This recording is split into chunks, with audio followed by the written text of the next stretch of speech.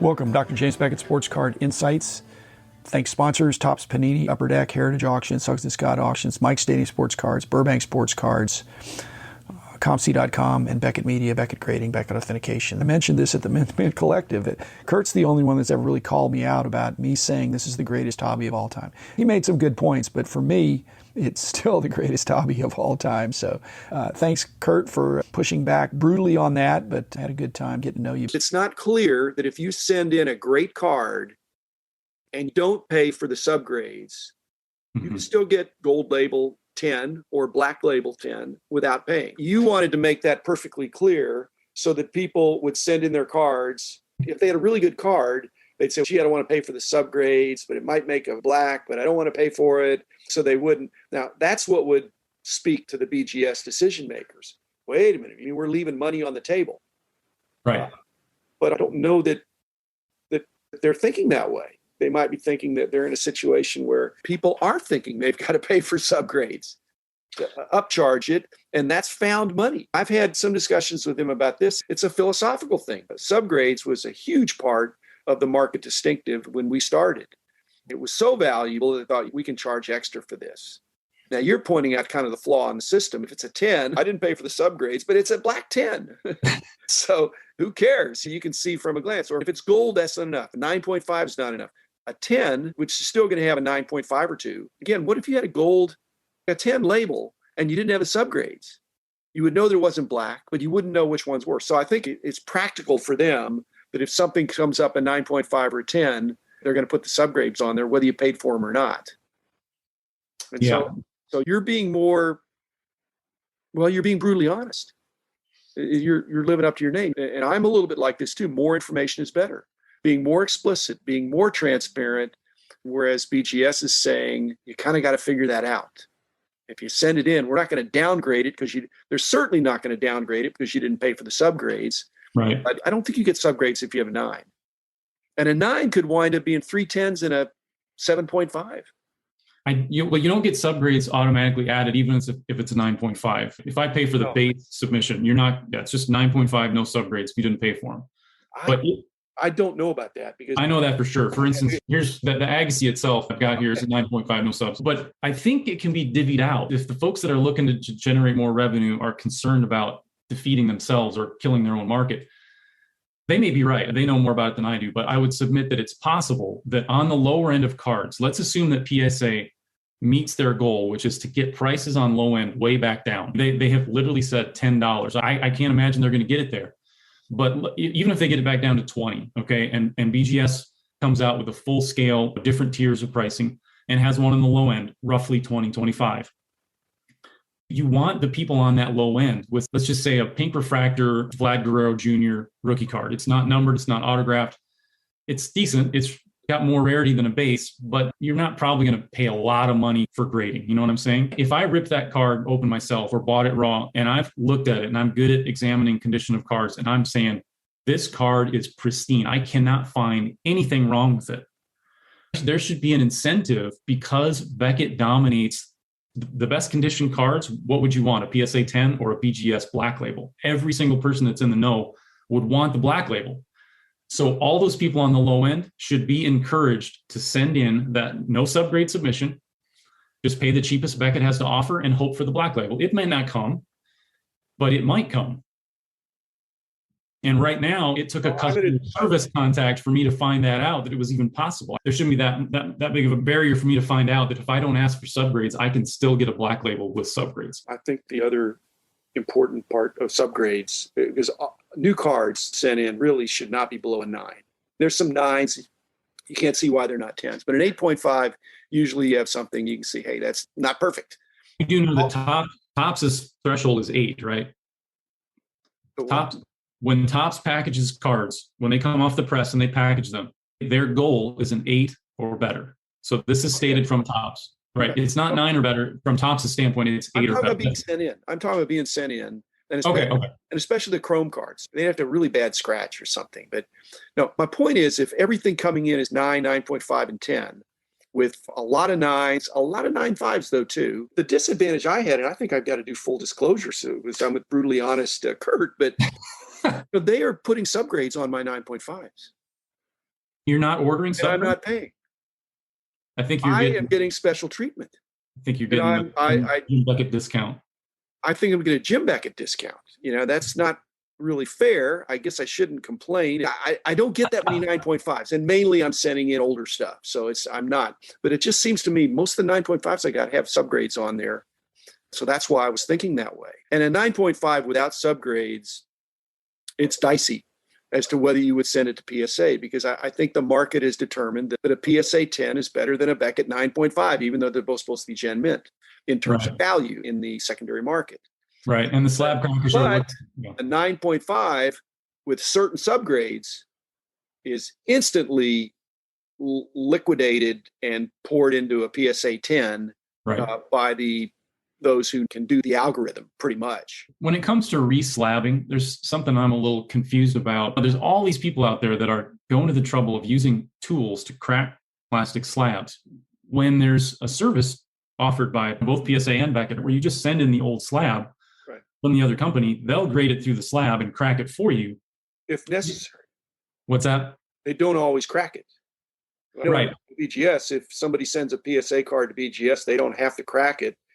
They'll look at it through the slab, and the first determination is, I think there's a pretty good chance this is going to cross over to the desired grade. Let's crack it and see. And sometimes that backfires, but it's a calculated risk. There seems to be this perception out there that you have a better chance of getting, like in PSA's case, getting a 10 if you crack it first and then send it in raw than if you send the card in. If you're convinced that the card is in great condition, my tendency would be to just send it in. Why go to all the trouble of using tools and shattering plastic and everything? But it seems like the market has said, don't do that because you're very unlikely to get it reholdered. The big submitters, Kirt, have empirically, I think, haven't shown me their data, but I think they have data that suggests send in a 9.5 in the slab, that PSA has a little bit of a competitor bias.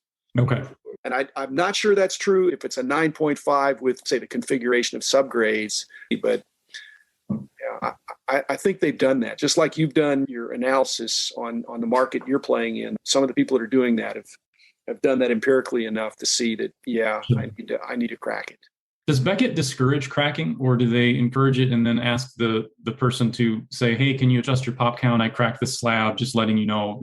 How do they feel about it? I think it's hard to police the pop report. If I were in charge, I would encourage people, if they wanted to, crack their own slab, because the liability of cracking, and again, they probably have professional crackers there that are cracking. But I've cracked a bunch of cards that I just didn't want in the bad holders of other people and stuff like that. Have I damaged 1 out of 1,000 cards? Yeah. If I've cracked 1,000 cards, I surely have damaged more than one. Mm-hmm. So if it's 1 out of 1,000, that's not good. It needs to be 0 out of 1,000. So I think they're better at cracking, but it'd be better for the person to crack. Then they're taking the liability, because if you crack it out and then you wind up regrading it, it comes out with a lower grade than it was before, BGS would be just doing their job and they would look like the bad guy.